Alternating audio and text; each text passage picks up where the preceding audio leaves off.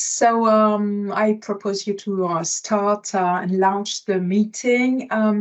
First of all, just to apologize, Florence, who will not be with us this morning because she is in another meeting, so she's not available, unfortunately, to participate with us. However, she had prepared just a 1-minute speech, so if you are okay, I can talk for her and try to stick to her speech, short speech, and faith. So Florence wanted to say the following words. Dear WAPES members, first of all, she wishes you a very happy new year, because it's still time to wish you this, and to you and all the family, friends, and so on. Florence is really delighted, even if she's not with us, she's delighted to welcome you for this new event on the topic of PES reform.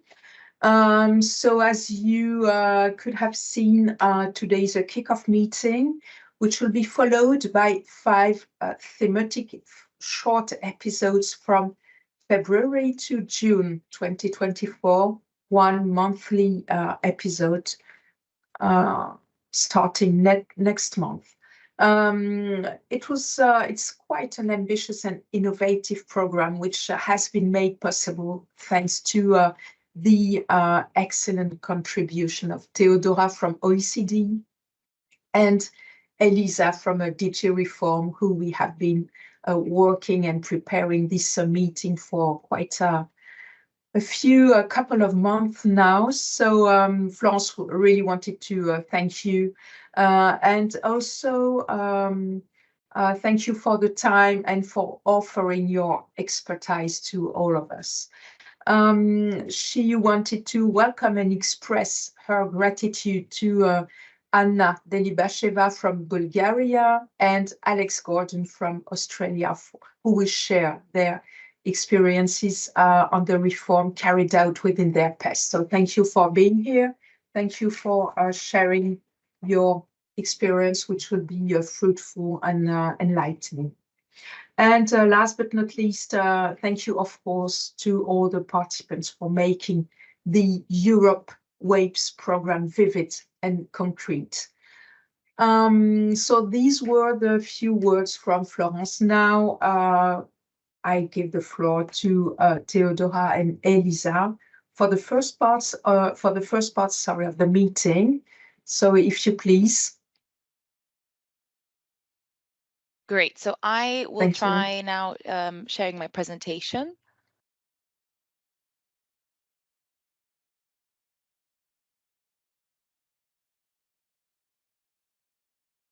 Okay. Let me try and let me know if you're able to see it in full presentation mode. Perfect. Yeah. Great. That's perfect. Great. Great. So with this, perhaps I'll give the floor to Theodora for the introductions. We will both be presenting some of the work that we do as part of a long-standing partnership between the European Commission on the one hand, so the Directorate-General for Structural Reform Support, which I represent, and the OECD, and specifically within the Directorate for Employment, Labour Market and Social Affairs, the team working on active labour market policies represented by Theodora. Theodora will begin with a few slides setting the context, the types of PES reforms and some of the more recent trends that we are seeing. And then I will take on from there to present the technical support instrument, which is the funding instrument that managed by our Directorate General, and the types of support measures that we deliver in this context. Theodora? Thank you very much, Elisa, and big thanks to Sandrine, to Florence, but also to Thierry from WAPES for the organization of this kickoff meeting. I'm very pleased to be here and see many of, let's say, known names and faces around the table as well. As Elisa said, I'm from the OECD Directorate for Employment, Labour and Social Affairs, where I lead the work of a very dynamic team working with many of you on active labour market policies and public employment services, and of course, the reforms of PES is in the core of our work. This have not been easy times for public employment services. PES operate in a complex environment, which is characterized by many mega trends. Elisa, could you please move on to the next slide, please? Next one. Many mega trends, but also economic shocks and crises. Here I refer to the twin transitions, the digital and the green transitions, globalization, population aging, but also the global energy crisis, the increase in inflation, etc. And all these changes and crises require that the PES need to be an agile organization that is capable of providing the best possible services to a set of clients that actually is changing and is growing, and they have diverse needs. And this is what makes basically the work of the PES quite complicated. For example, in the context of the green and the digital transitions, the PES are required to put particular emphasis in the area of training measures in order to be able to support mobility across occupations and across sectors. Or, for example, following Russia's large-scale aggression against Ukraine, the PES were actually extremely reactive and were able to act quickly and provide employment support to those people who were fleeing the war. What PES should be doing, actually, they should continue to be flexible in face of the current labor market challenges, and they would be very much facilitated if the ALMP systems were enabling quick and agile changes. And this requires a good institutional framework for the provision of active labor market policies, the engagement of PES with the right actors. And here I would like to name in particular employers, but also other actors that contribute to the system, and should also have measures to prevent unemployment. So to act before actually unemployment occurs and support workers who may be at risk of displacement, for example. We will come to many of these points during our presentation with Elisa. Elisa, could you please move to the next slide? So in this context, and to be better prepared for the future, some countries are going through quite major reforms of their active labor market systems and the way the public employment services function. And the goal is always to increase the effectiveness and the efficiency of services. This slide shows just a couple of examples of countries that have just introduced or undergoing major reforms of their systems. For example, Sweden, that will come to that a bit later, they scaled up their reliance on private providers. The Greek PES is undergoing a fundamental modernization process, which also includes major investments in digitalization and strengthened support to the PES clients. Australia, and we have the pleasure to have Alex Gordon with us today, and she will speak about Australia. They have already moved away to some extent from contracting out all employment services, but potentially more changes might be coming, and we will hear more from Alex. Denmark is currently designing a reform which aims to generate budget savings, which could actually change quite a lot the way we see now the Danish PES model. Finland has decentralized the responsibilities of PES along with some other changes. And last but not least, an important reform of employment services has started in France with the creation of France Travail and many changes to be implemented in several areas of PES over the coming years. Next slide, please. So whether we speak of large-scale reforms or changes to the systems, this concerns first the way employment support is organized. And here I mainly refer to the setup of the ALMP system. So who are the actors, how they work together, what is the role of the PES, what is the role of the ministry, and how the coordination and the cooperation takes place between the different actors. Some countries are also changing their reliance on private providers and also the models they use to contract out employment services.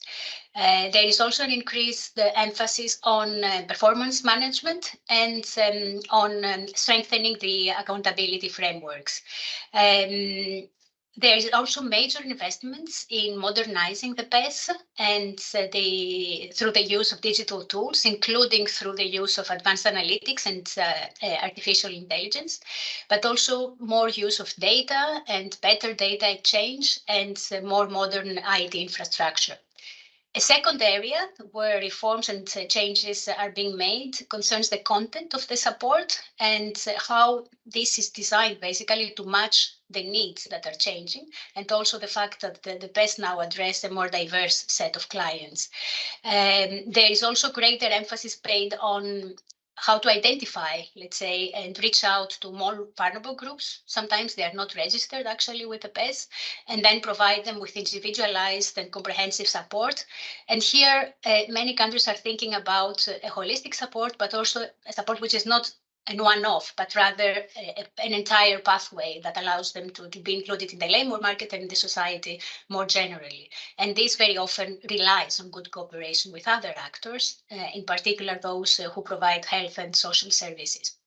And last but not least, many countries are actually investing in evidence-informed policy making. And they try to incorporate impact evaluations into the design already and the implementation of their policies. They use more and more pilots, RCTs, to test the specific measures before these are implemented on a larger scale. So the European Commission, so Elisa's directorate, through its technical support instrument, supports many countries through these changes. And Elisa will take the floor now to tell us about the work of her directorate. Thank you. Thank you very much, Theodora. And indeed, I will tell you a bit more about this instrument of ours, the technical support instrument, through which we have been able to implement a great number of projects in this particular policy area. The TSI is a bit of a unique instrument at the Commission level, in that it exists to provide technical expertise and operational support to member states upon their request, and it is an entirely demand-driven instrument. So in practice, what this means is that we have a yearly call for proposals, typically in the autumn of each year, around October time. And we ask member states, beneficiary authorities at several levels, national, regional, and sometimes even local authorities, to come forward with their reform proposals. These are areas in which member states are thinking about or already undertaking structural reforms, and they approach the European Commission looking for technical expertise and operational support to implement these. The TSI in itself is a very broad instrument. We are active across a wide number of policy areas. And throughout the last couple of years, we have developed particular expertise in the area of employment and public employment service reform. Important to note, we are active and we can act in any, let's say, phase of a reform. So sometimes member states approach us when they are in the process of reviewing, for instance, their existing catalog of active labor market policies, or when they are preparing for an important reorganization effort. Other times we might be approached to assist in the evaluation of a long-standing employment program. For instance, a pivotal measure, a pivotal plan to combat long-term unemployment. We have a budget of around 864 million for the period 2021-2027. Importantly, this is an instrument that does not require any co-financing from member states, which is to say that the Commission assumes the entire financial cost of undertaking the reform project, the technical expertise. And the way that we operate in practice is that we have a network of implementing partners in both the private and the public sphere.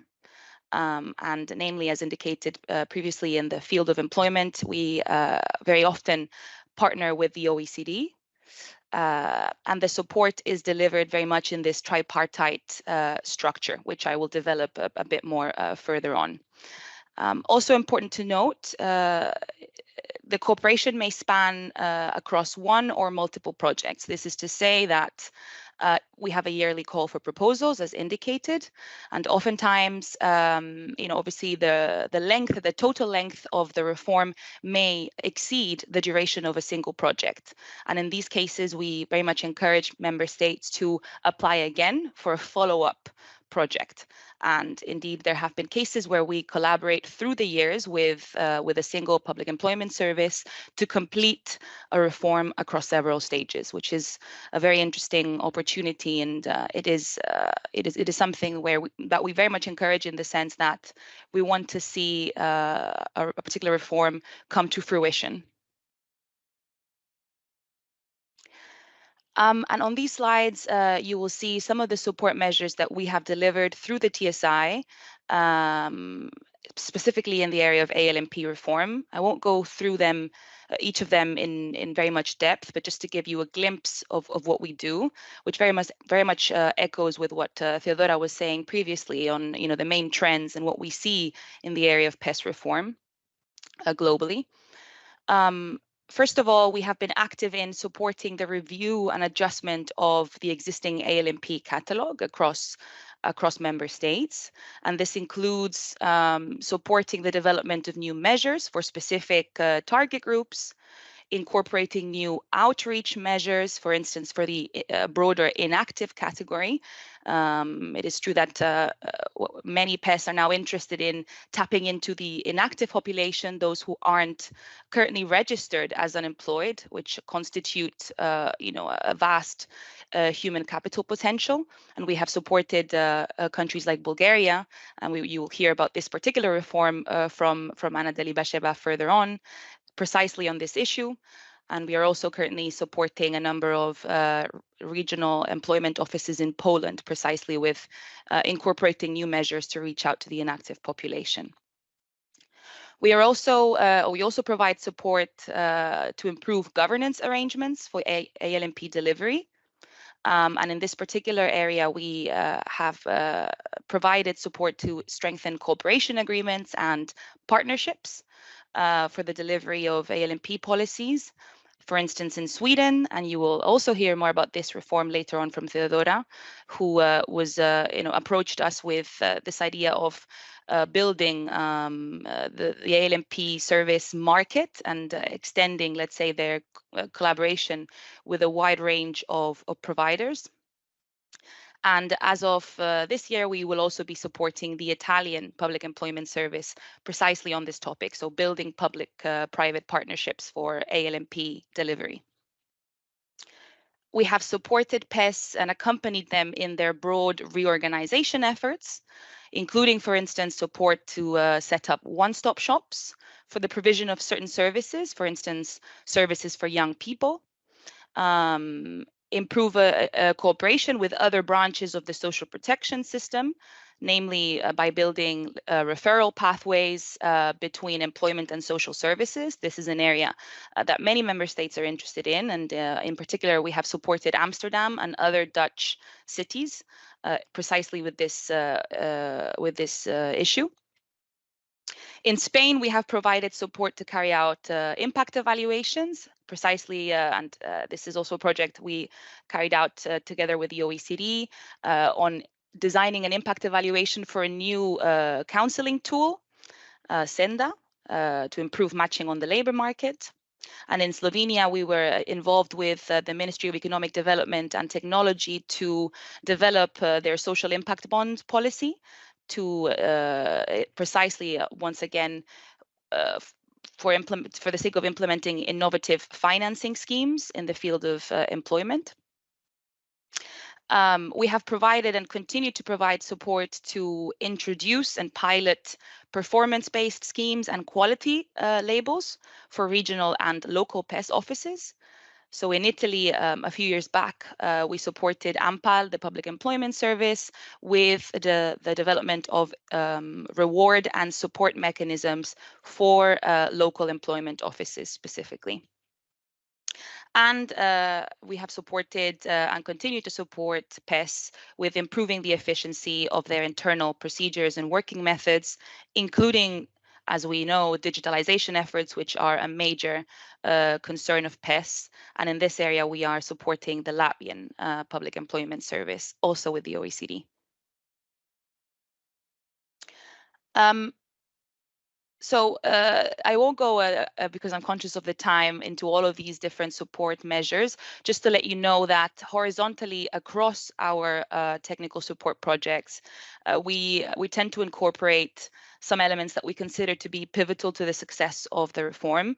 Namely, there is always, without fail, this aspect of peer learning and best practice exchange within the member state in question, but also across European member states and internationally. And here's where we are able to tap into the network of our implementing partners. And in this case, through the OECD, we are able to reach beyond the borders of the EU, a good indication of which is the presence of our Australian colleagues here today. And we always, almost without fail, have this element of capacity building in what we do. So we tend to include certain training components, workshop seminars, specifically targeting PES staff, so counselors, etc., to instill new competences in the field of evaluation, counseling methods, the uses and applications of digital tools, among others. And how do we operate in practice? So how does this collaboration, joint OECD European Commission collaboration, take place under the technical support instrument? So as indicated previously, we have a yearly call for proposals, and this takes place as per the TSI regulation in October every year. This is when member states come forth with their proposals. During the months of November, early December, we assess these internally according to a number of criteria, which are reflected in the TSI regulation. And as of January onwards, we are typically ready with a list of pre-selected projects. And it is at this point that we reach out to the best suited implementing partner in each case. And we are able to begin the process of further designing and developing the project together. So this is a collaborative effort from the very beginning of the project. And throughout the project itself, there's a continuous strategic dialogue and joint decision making. So for each project, we constitute what we refer to as the project advisory group. And this is a tripartite decision-making body. It comprises the European Commission, the OECD, and the member state in question. Sometimes multiple authorities from the member state are part of this advisory body. So typically in the area of PES, you might have obviously the Public Employment Service at central and even at regional or local level, depending on the needs, the line ministry in charge of employment policies, and others, depending on the context. So this is very much a collaborative effort. And unlike other funding instruments at the European level, there is always, the management here is very much direct. There is always a DG Reform policy officer, following the project from beginning to end. And with this, I give the floor back to Theodora, who will be able to give you a bit more of a detailed glimpse at some of the projects that we have implemented together. Thank you very much, Elisa. You've already talked about many of the areas that you are covering through TSI. This slide shows the many projects that we have done together, we are doing currently in the area of ALMBs and PES, quite diverse, a big number of countries and a diverse range of topics. I will focus on a couple of them in 2 minutes, but maybe here what I wanted to highlight is, for example, some work we did in the very beginning of our collaboration with DG Reform with Estonia. So there we assessed the institutional and regulatory setup of ALMP provision in Estonia and made some recommendations for improvement. And in fact, it was, let's say, the first country where we saw already a very direct impact of this work through DG Reform. It was not called TSI back then, but Structural Reform Support Services. So the recommendations were taken into account in a new law that was adopted by the Parliament. and which actually aimed to make the provision of labor market services more efficient and enabling, let's say, a more rapid response to the changes in the labor market and the needs of the target groups. Another point maybe I would like to highlight here, and Elisa mentioned that, is the fact that in some countries we work year after year, and there are actually various projects that we carry out with them. One example is Bulgaria, and there we work with the National Employment Agency, and in particular with Anna Delibasheva's team. So we had the first project a couple of years ago, which was focusing on activating the inactive people.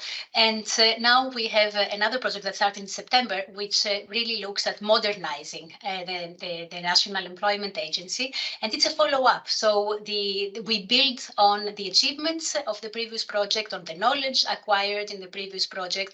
And I understand that Anna will talk about the many plans and ambitious plans within the NEA.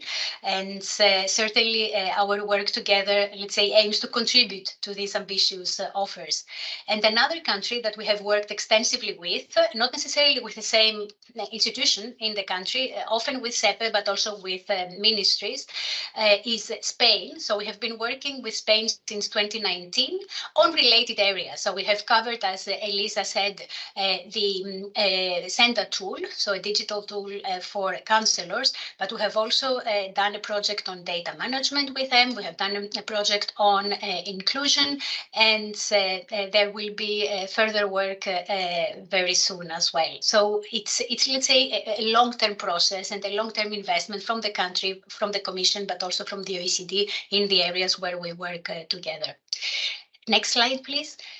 So I would just like to highlight two examples of projects we did together with DG Reform. First, the reform in Sweden. And as you may know, Sweden was planning to contract out about, well, actually a substantive part of its employment services. In the end, it was about 20% of job seekers who were registered with the PES that were placed with outside providers. This was a project that we did jointly, so with DG Reform and with the Swedish PES, and also with our colleagues from the Center for Entrepreneurship, SMEs, Regions and Cities at the OECD. Basically there were a couple of features of the reform that were extremely important. First was the emphasis on outcome-based payments to providers. Then it was the element of giving clients a choice of providers. Another element had to do with the role of the PES, which would still retain its role in designing, in coordinating and overseeing labor market policies. And then another important element was the local presence that needed to be ensured in order to enable all job seekers to have access to basic services and support throughout the country. So there were many important questions that were raised in the context of this reform, which were informed by experiences of other EU and OECD countries. And Elisa mentioned the important element of peer learning in these projects. And there were, in fact, quite a few learning events and a study visit that was organized to the Netherlands back then. And this contributed to building knowledge and identifying, let's say, good practices and deriving lessons from what other countries had done in the past. So as I mentioned, one key element was really to ensure that clients could make a meaningful and informed choice between high quality providers. And there the question of the criteria for becoming a provider was really important, as well as the criteria for remaining in the market. And then there was the related question of how to help the job seekers to make an informed choice. And especially this applied to job seekers with low digital skills or some language barriers who had, maybe access to less information. Another very important question had to do with issues related to data privacy. And of course, in the context of contracting out, there is quite a considerable amount of data exchange that needs to take place, for example, in order to monitor the providers, but also to record outcomes of participants. So in the project, we did cover that dimension.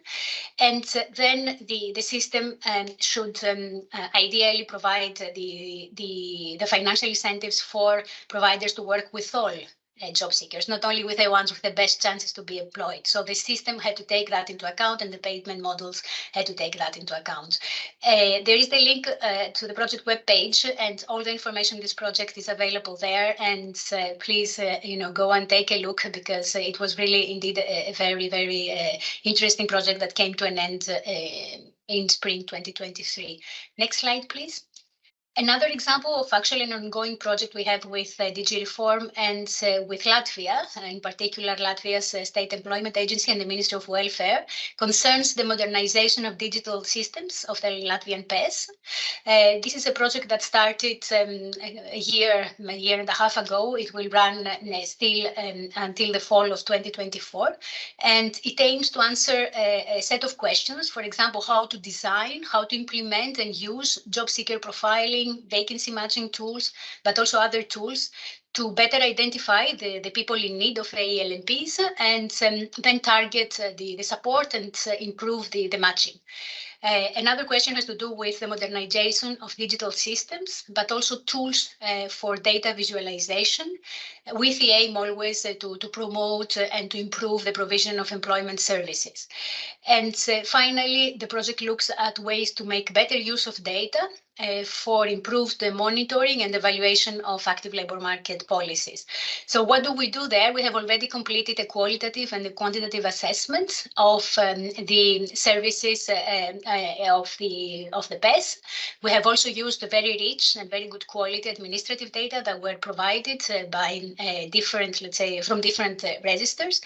We have developed some recommendations for improvements, and we are currently developing a strategy in order to implement these recommendations. There will be a pilot, and at the same time there is a number of knowledge sharing events and capacity building for the staff in the Ministry of Welfare and the State Employment Agency. And the ultimate objective is really to increase the capacity to provide good support, right support to all the clients, job seekers, employers, but also the people at risk of unemployment. Next slide, please. Thank you. So this is a project we do without cooperation per se with DG Reform, but of course it has many links with many other projects we have done or are doing with DG Reform. This is a project with the Nordic Council of Ministers, and it covers reforms in the 5 Nordic countries. And I mean, the Nordic countries meaning Denmark, Finland, Sweden, and Iceland and Norway have been quite active in reforming their systems of ALMP provision, the public employment services.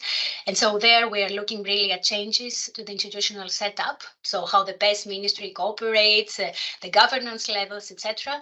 We also look at digital services and PES modernization, digitalization, use of digital tools, cooperation practices between Nordic PES, because the objective of this project is really to look at the role of PES in promoting an inclusive Nordic common labor market. So it's not only about looking within the countries, but also to see how the countries cooperate and how they interact, how the PES talk to each other, and then also how national regulations and policies interact with Nordic regulations in the Nordic common labor market and EU EEA policies. So it's a very exciting project, excellent collaboration with the colleagues from the Nordic Council of Ministers and the countries. And the aim is really to derive lessons on the content of the reforms and on the implementation, and provide recommendations, keeping always in mind that the goal is an inclusive, common Nordic labor market. Right. So now, just to conclude our presentation, we will provide some lessons derived from the projects that we have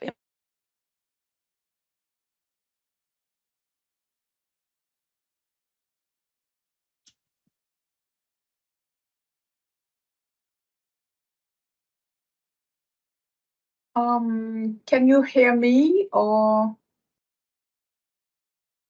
no?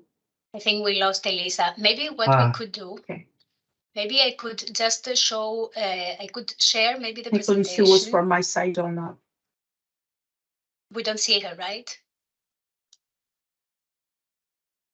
I don't think we see Elisa. Maybe I will share the presentation still, and I will go to the very last slide, and then Elisa will have the time to connect and she can go back to it, I think. Let's do that. Thank you. Thank you. No problem. Let's see if it works. It should be coming. Can you see the presentation or not yet? Full. That's full screen, right? Can you see it? Yeah. Yes. Fine. Fine. Do you see the full screen presentation? Yes. Okay, great. Let's see if I manage to move it fairly quickly. We're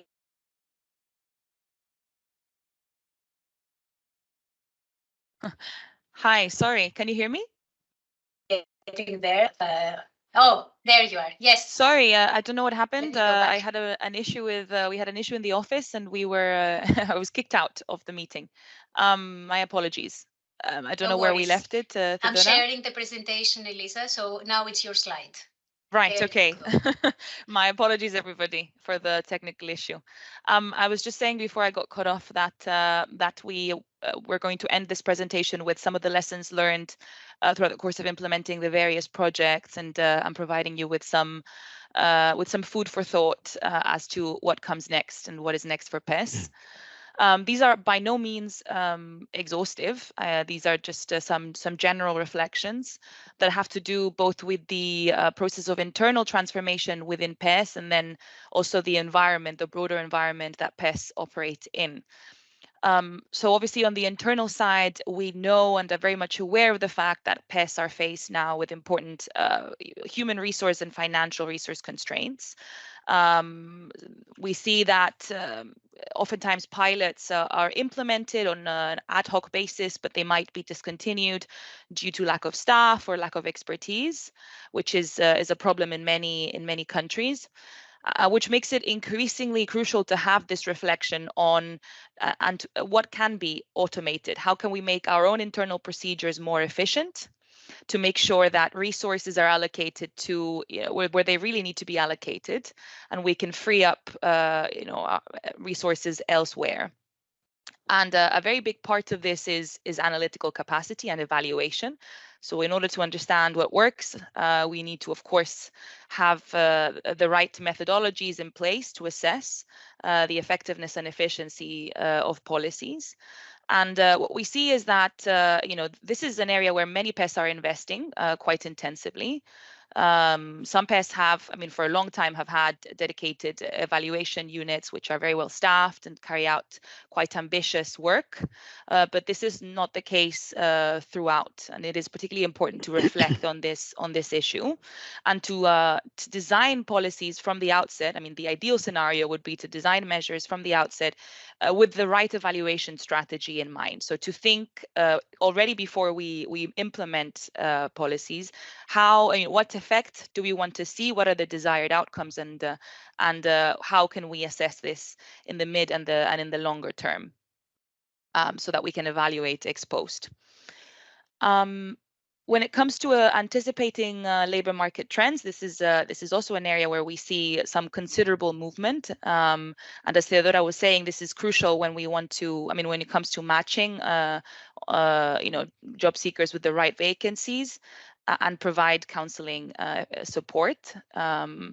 So in this area, we see many PES investing in skills foresight and skills intelligence arrangements.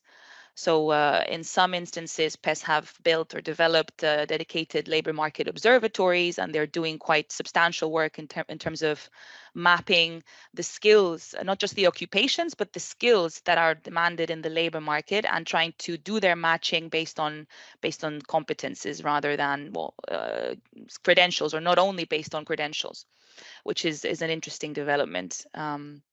Which is assisted, of course, by new technologies, big data, etc.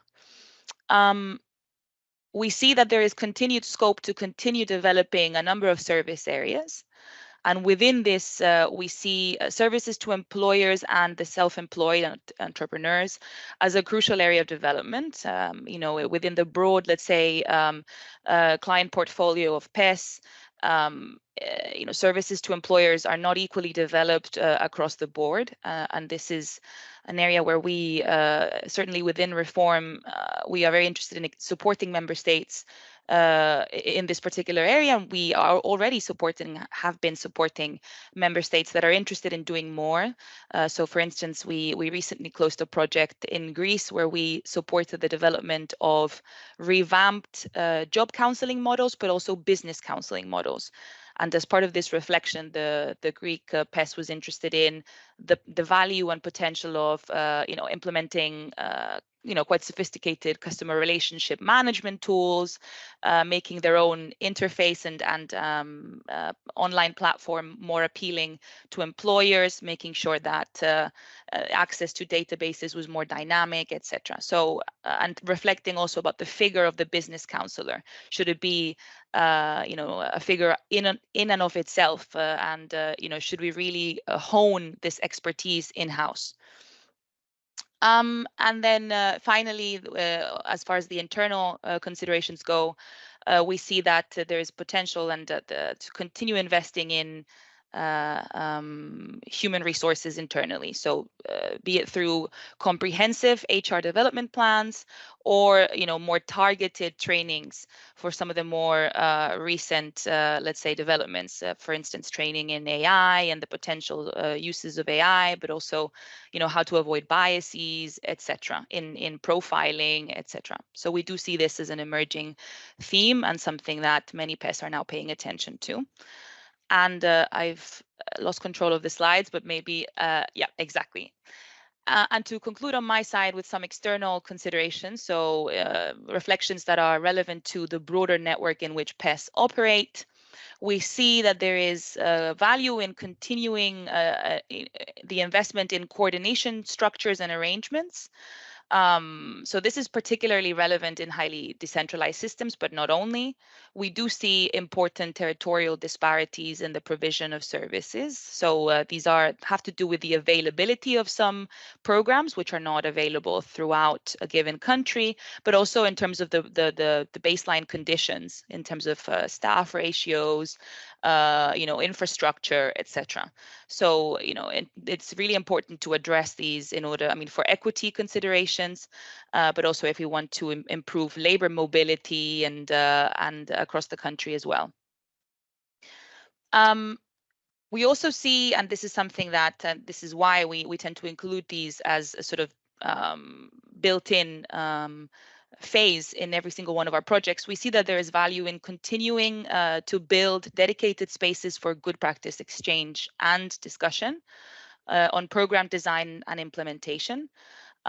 So again, what we do see, and this is not just in decentralized systems actually, but throughout, that PES come to us and or counselors, let's say, active at the local level, they come to us and they say, it's so great to have had this opportunity to discuss with our relevant colleagues in other regions of the country that we don't get to see as often, to exchange about difficulties that we are experiencing and see how what other strategies are being implemented in another office.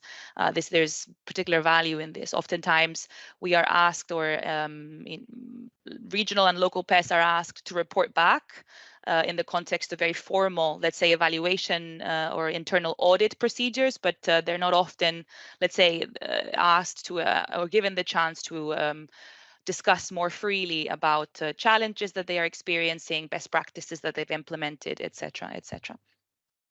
And then lastly, this cooperation across several branches of the broader social protection system.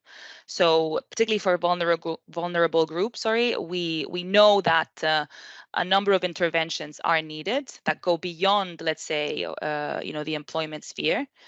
For a certain person to be brought closer to the labor market, a number of other barriers to employment may need to be addressed first. And it's in this context that it is particularly significant to work on these referral pathways and coordination mechanisms across sectors of the welfare state as we understand it. So particularly between employment and social services, but not only. This is done in some countries for particular target groups, be it minimum income scheme recipients or youth and young job seekers. Services may be brought into one same structure, under one same roof, to facilitate entry. But this is not the only way to ensure sort of a more streamlined provision of services. There are many strategies that one may think of that may be less costly to implement. But yeah, this is very much what some of the lessons learned throughout the projects, and I will now give the floor back to Theodora for some final reflections on what comes next.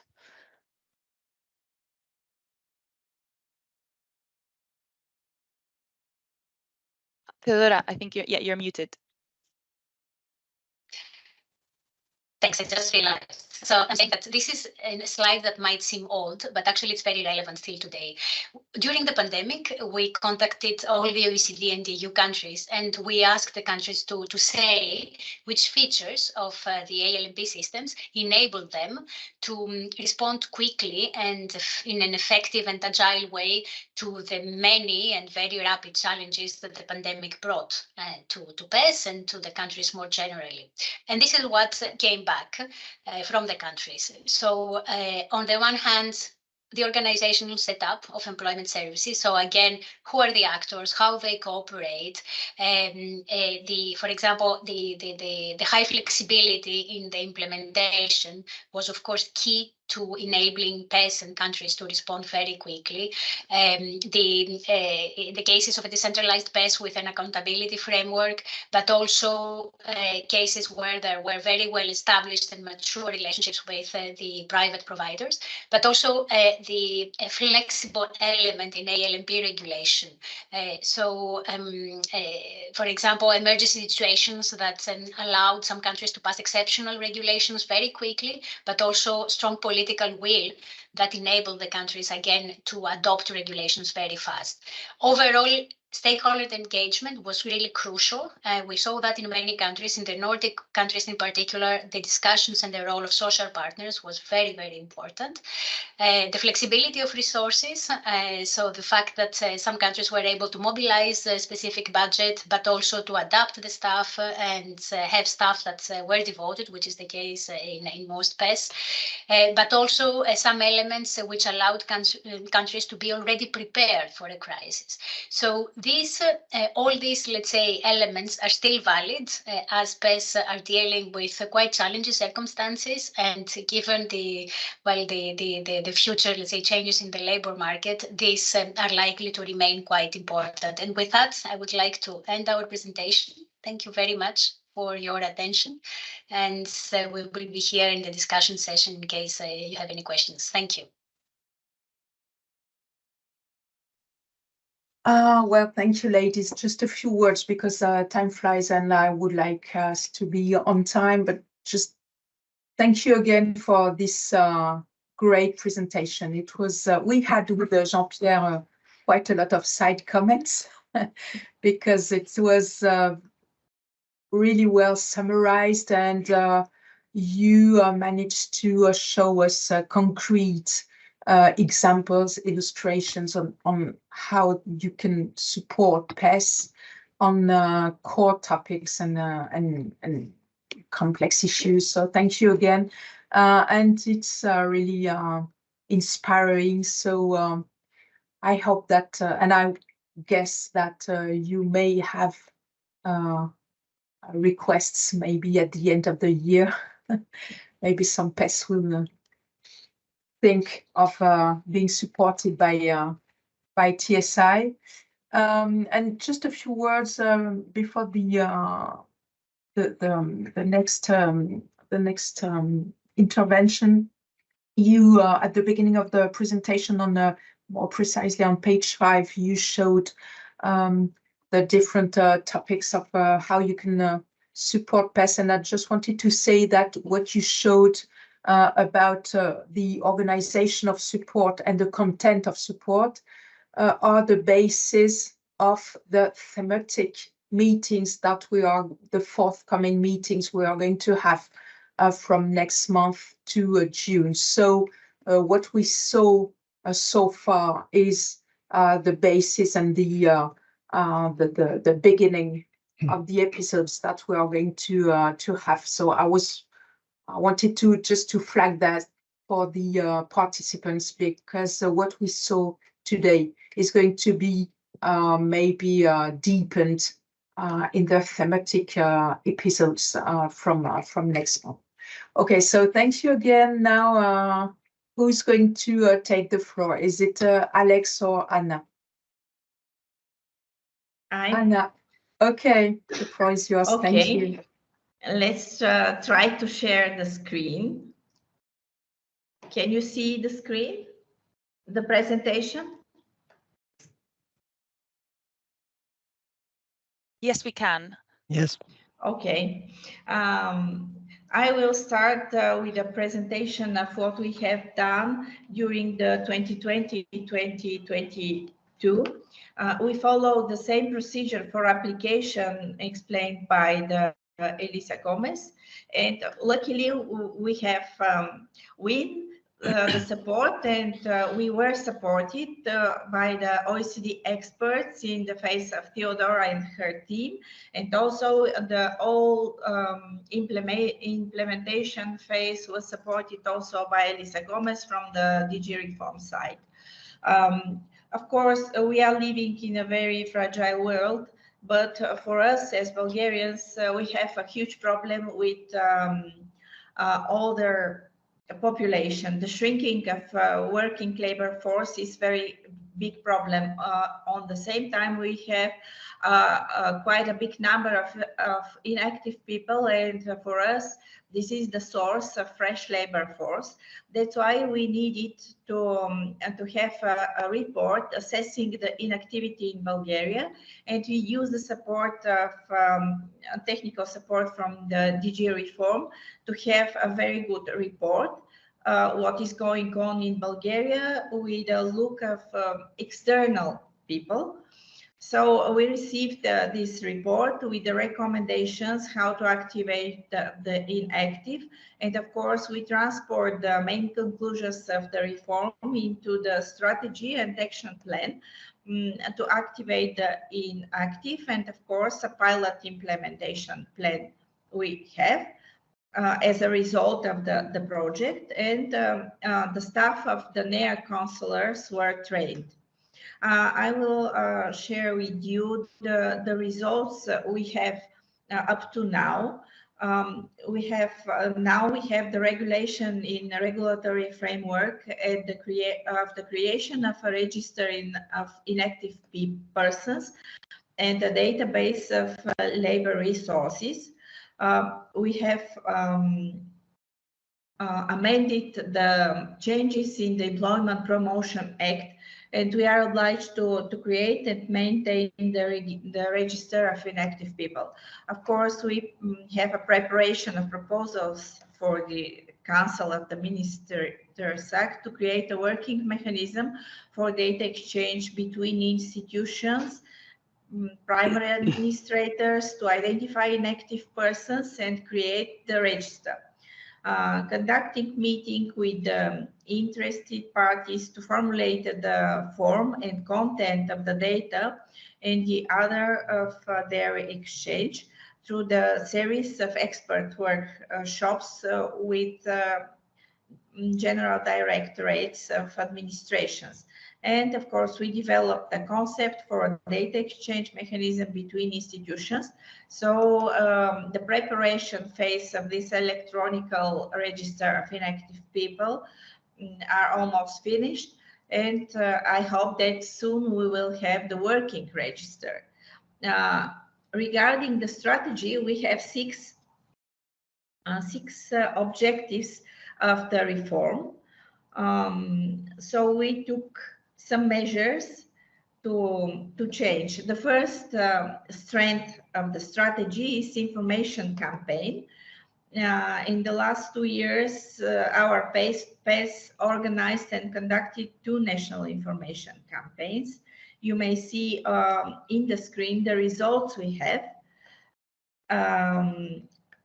I think that we did pretty well with this strength. We put a lot of efforts. Of course, we have the 2 editions of the campaigns. You may see the figures. I will not read it out. The second series of results are to activate more than 10,000 and 500 unemployed, a big number of announced vacancies. So we have a good results. Oops, sorry. On this. We have a lot of programs we use. We create the exchange data. As I say, in parallel, we are working also to the recommendation for a wider use of digital tools. I will be in a hurry because we don't have so much time, but I will deliver the presentation within the partners today. The second strength of the strategy is use digital technologies to improve efficiency and effectiveness. A team of experts has been created with the external help of the IT developer to prepare a technical specification for the announcement of the public contract for the development of a digital application using the artificial intelligence to search for matches between available and sought after skills. NEA adheres to the sample plan for the preparation of the digital tool recommended by the OECD report. So we now have prepared technical specification for rewriting of national database model. And I think that after a few days, we will open the application procedures for the developers to apply. The next part of this huge technical specification is matching club. So we hope we have the approval by the Ministry of Electronic Development, and we will publish the public procurement procedure and to announce the options for the applicants. The third strength is provision of integrated social and employment services. During the period, integrated services for employment and social assistance is continuing to be provided in these 76 centers for employment and social support. Of course, we are working with the specialized measure applicable for the inactive person. It is the national program for the activation of inactive persons. Also, the program for Roma counselors. We hired the people in our staff from Roma minorities to consult the people in Roma. So we are using also the ESF funding to reach the inactive people. The fourth strength is move to more balanced and efficient basket. So we are using all portfolio we have dedicated to this and all different subsidized forms for employment. And the changes we have in the Labor Act from 1st of January this year. And this change is a change regulation for implementation of the law. Now we have to adapt. The fifth strength is strengthen the partnerships. In addition to the provision of its outsourced services, employment agency relies on a good partnership on the local level with the local self-government, mayors, municipalities, settlements. The employment policy implementation at the local level relies on a partnership with the representatives of the interested parties at the local level. What I have to mention that within the 12 months, we have two major reforms. And the last one is from January. We don't have any more regional labor directorates. we will have only 106 labor offices. So we have to rearrange our processes regarding this last amended reform. For us, it's quite difficult because it is a major reform. The last strength is build analytical capacity to support informed policy. What I may say that we started to implement this goal, building analytical capacity and promoting evidence-based policy making in autumn of 2023 with the help of an external research team. An analysis of the imbalances in the labor market in Bulgaria was prepared with the recommendations for overcoming them. Within the framework of the same project, NEA received from the developer a digital application for preparing short-term forecasts for the demand and supply of labor sectors of the economy, which use the quantitative data collected from the annual surveys among employers in Bulgaria about their labor needs. Employment Agency developed a plan to train leading experts from the regional offices to use the forecasting application and use the obtained results to plan more effective initiatives to improve employability at the regional level.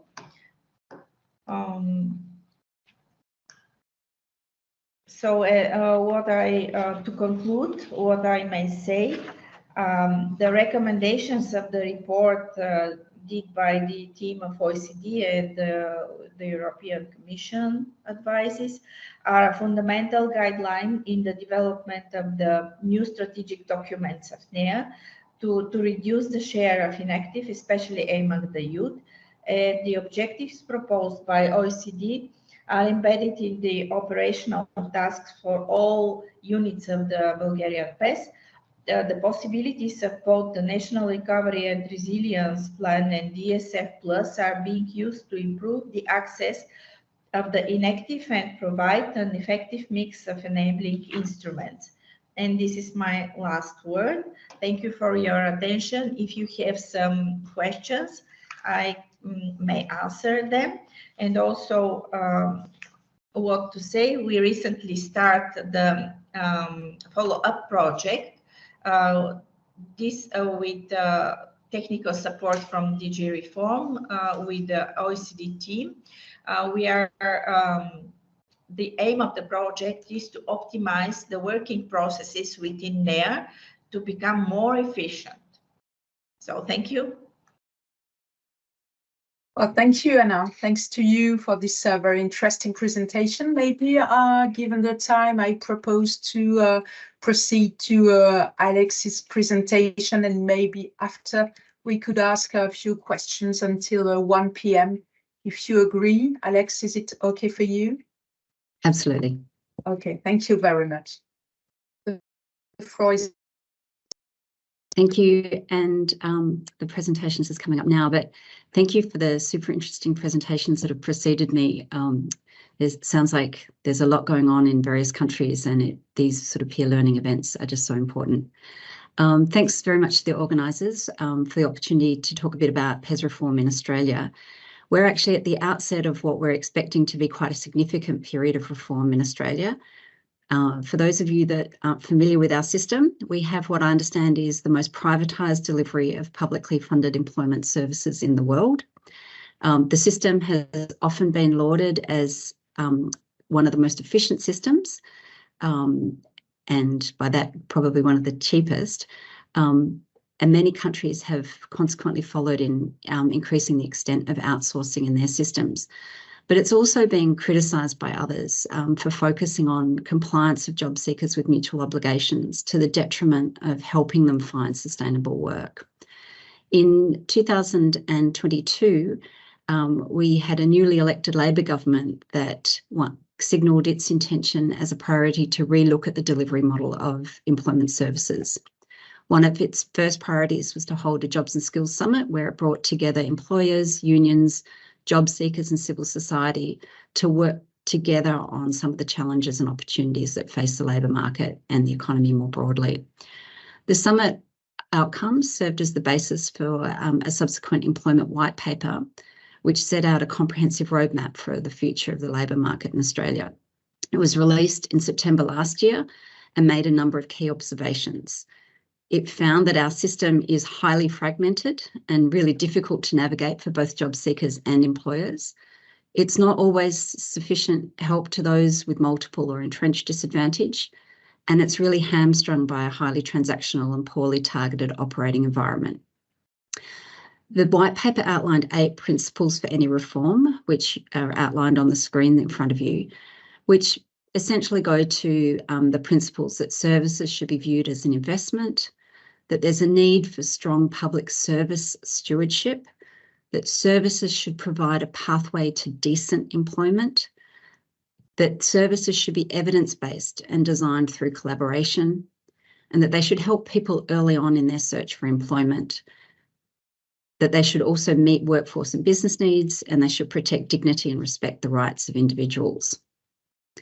Alongside the work of the white paper, the government also established a select parliamentary committee inquiry into Australian employment services again last year, also in 2022. The committee was a cross-party committee of Parliament and had members from the major political parties and also the crossbench. It was one of the most extensive reviews of the privatised system that had ever been undertaken, and it's really expected that it will set the agenda for the next wave of reform. The committee examined the extent to which our employment services system is fair, leaves no one behind, respects individual diverse needs and supports job seekers into secure work. It undertook an incredibly comprehensive and exhaustive consultation process, including 321 written submissions, witness testimony, meetings and site visits. And critically for this audience, the committee was also briefed by our OECD colleagues and subsequently visited us here in Paris, where Theodora and her team organised a fantastic workshop with OECD analysts and also a number of countries, many of which are, I think, online today. The committee also had the chance to visit France Travail and see some of the French services in action, which was fantastic. And a huge shout out to Theodora and her team and also all of the countries that supported that process. It was really valuable. The inquiry report was released late last year with more than 600 pages, a very comprehensive report, which made 75 recommendations that go to almost every aspect of employment services. As you can see in front of you, we had some sensational headlines in response that ranged from nuclear bomb to kill a mosquito, inquiry slams, privatised job system, to probably less dramatic but still concerning headlines that Workforce Australia privatisation was a trap that made jobless people less employable. So while the media coverage largely focused on privatisation, the report tells a more complex and nuanced story. It's a very long report, as I said, 600 pages, but it does provide some really thoughtful reflections on challenges and opportunities for employment services reform. It also addresses many of those reform elements mentioned by Theodora early in her presentations, including targeted work with vulnerable groups, as well as better use of data evaluation and digitalisation. The report was very critical of the existing system, and it found, and I quote, that Australia no longer has an effective, coherent national employment services system. We have an inefficient, outsourced, fragmented social security compliance management system that sometimes gets someone a job against all odds. The system does not effectively serve job seekers or engage service partners, and it is overly focused on supply, i.e. job seekers, rather than demand, i.e. employers.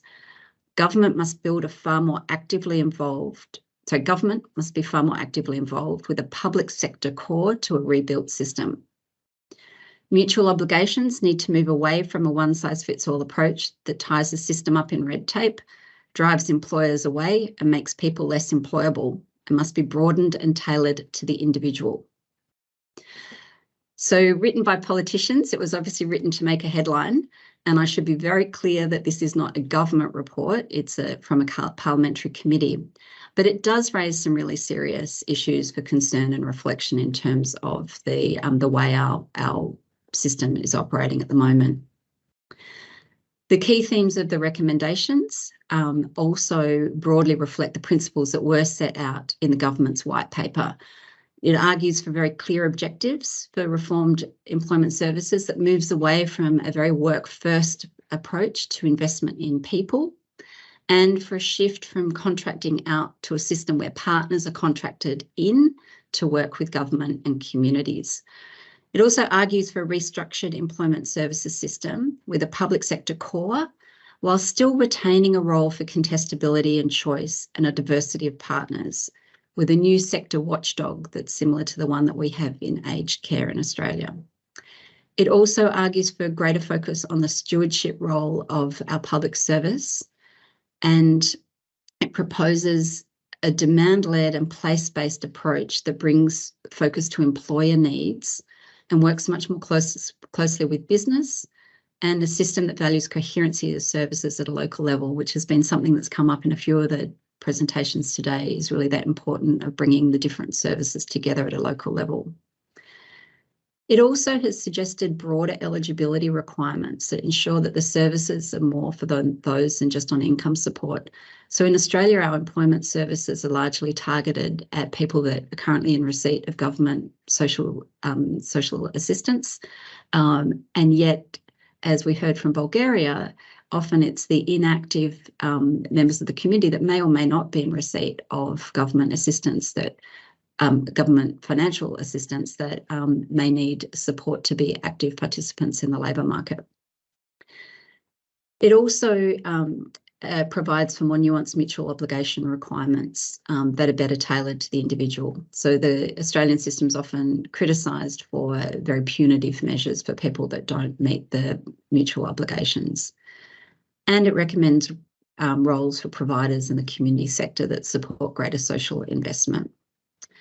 So pretty significant suite of recommendations that, as I said, touch pretty much every element of our employment services. So the big question is, what's next? There's no doubt that if implemented, this report would represent really significant change to the services in Australia. The government is carefully considering the recommendations at the moment, and it will take some time to really go through those and go through a process of consultation and consideration. And of course, any implementation will take even longer because we have current providers that are currently under contract as well. So there's a question about where we head, and then also the how, and it will require a very careful consideration of any pathway forward. But there is no doubt that there will be change, and the next few years are going to be pretty exciting in Australian employment services. So watch this space. Thank you. That's it from my presentation, but I look forward to the discussion. Thank you. Okay. Thanks to you. It was very interesting, but also thank you for this fair, honest, and insightful presentation. We have, let's say, about 15 minutes left. So now I'm talking to the participants. Don't hesitate, please, to comment or ask for further information, or maybe if you would like to dive deeper, well, quickly, but dive deeper into some items and things that have been presented by Alex, Anna, Theodora, or even Elisa. Please don't hesitate. The floor is yours now. Or raise your hand. Thank you, Thierry.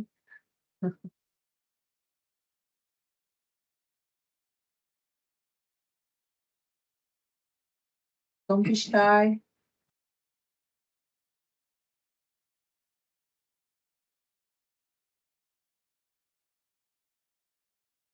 Okay, Jean-Pierre first, and Theodora then. Thank you. Yes, I have a question for Anna from Bulgaria.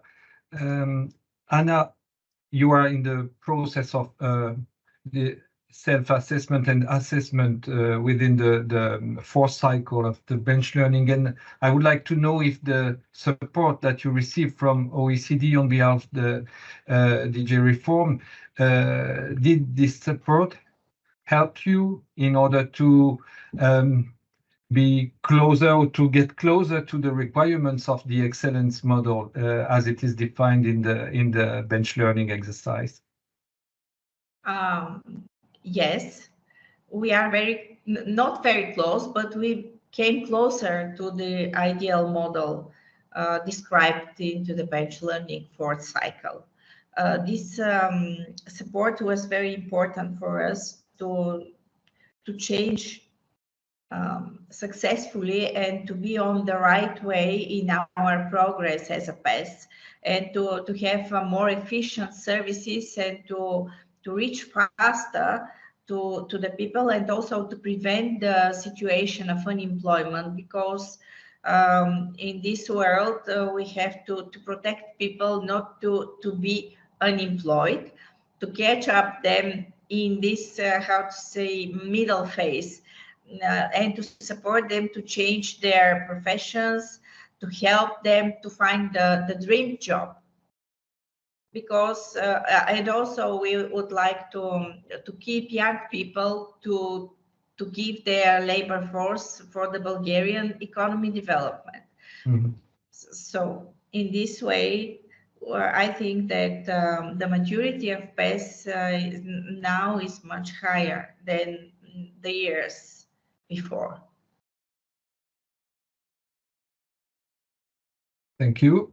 Okay, thank you. Then Theodora, maybe you wanted to ask something or add something. Actually, I wanted to ask something to Alex. I mean, first to say that we're really waiting patiently, because we understand it will take some time, but we're waiting to see the developments in Australia. This is really, let's say, exciting. It could be groundbreaking in Australia, right? Potentially some change or even big changes. But I wanted to ask you about a different angle. I mean, another aspect that you didn't mention, but I understand it's getting great importance in Australia, is the impact evaluation, or let's say the building or the strengthening of the evaluation capacity of the government more generally, but also with respect to employment services.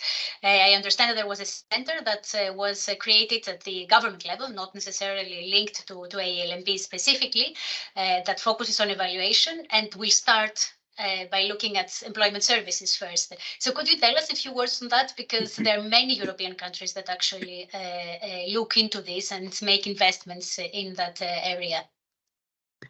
Yeah, great question, and it is something that's being driven by the new government, where there's a very strong focus on evaluation, and it's come largely from the fact that we haven't really been able to answer some of the big questions about how our current system is operating, and particularly the intersections with other parts of government policy as well.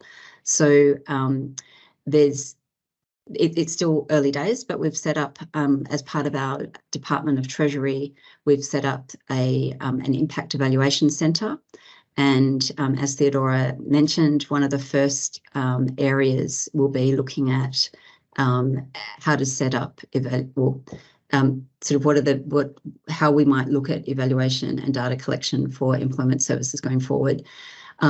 Interestingly as well, we actually have an assistant minister who has been given the task of overseeing this work. He's an economist, a former academic, and has been advocating something like this for a long time, and greater focus on evidence-based policy. And he's really come into government as an assistant minister, really determined to drive some of that change, which is pretty exciting. So interestingly, with your earlier presentation, looking at what are the elements that helped support responses to COVID, one of the things that we found was we had been actually undertaking a trial for more of a digital services platform to particularly service job seekers that are closer to the labour market, that were more readily able to self-service. And so with the influx of job seekers through COVID, we were able to fast track that work. And so that digitalisation and that digital capability was a really significant part of our ability to respond quickly and to provide support. But still, I think the evaluation side has been the bit that's been quite difficult for us, and particularly really understanding how effective outsourcing is versus government delivery. We've never been able to establish a counterfactual that's been able to really establish the effectiveness of outsourced or privatised delivery. Thank you very much, Alex. Again, this is the space we will be looking at in the coming years with great interest. And we'll be looking to the experience of other countries too, to really help drive that and inform it as well. Thank you. Okay, thank you. I saw that my colleague Dean from the UK had made comments in the thread, in the chat. So may I allow myself to give you the floor, just maybe to express your impressions. And you said that you had seen links between the presentation and the situation maybe in your past. Just in a few words, if you agree, Dean.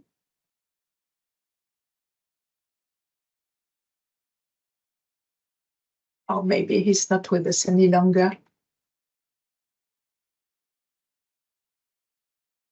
Oh, I'm afraid I can't get myself off mute. Okay. So you are invited to read the comments, because it would have been interesting to maybe have a few words about the British situation, well, the British PES situation. It's okay. It's okay. Don't worry.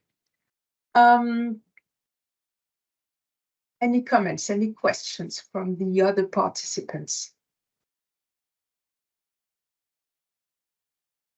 No? Okay. Theodora? And then I will give you just the final information. Okay, go ahead. Thank you. Just to say that Dean is a presenter now, so I think that he should be able to take the floor. And so maybe just a question to Thierry. I mean, this is a meeting that was organized on, by the European leg of WAPES, but you work with many countries across the globe.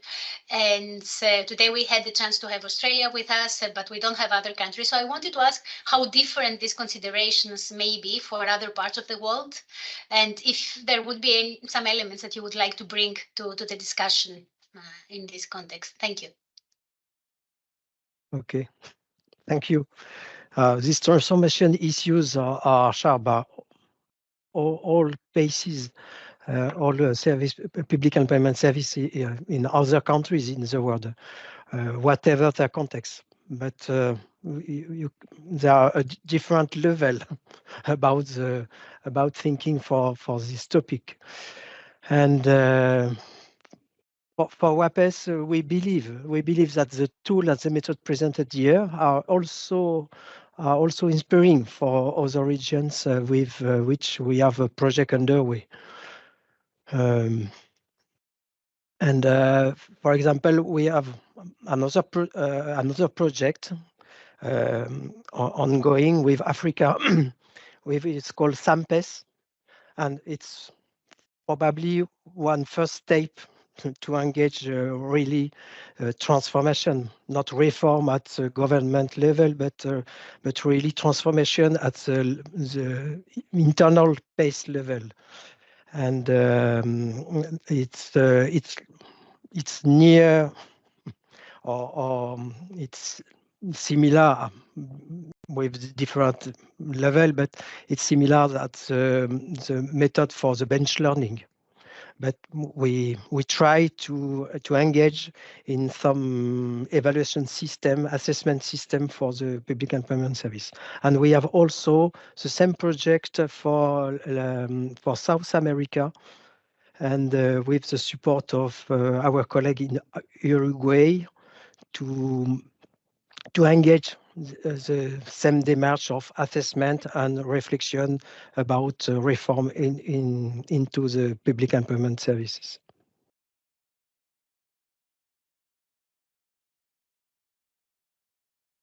Okay for you, Theodora? Thank you very much. Okay, thank you. Okay, so because I don't want to take too much of your time, and because for some of us we have another meeting also organized by WAPES, just wanted to give you a final information. So the next meeting will be on March the 5th. Yes. Yeah, and will be shorter because, as I said, we now are going to have some thematic episodes, which will last about 45 minutes. And on March the 5th, the first one will be dedicated on the counseling job, the role of a counselor, how it changed or how it has to change to ensure to offer adapted responses and solutions to the job seekers and to the recruiters. So if you're interested in, don't hesitate. Guess you will receive another invitation with a link. So I hope we will see you soon.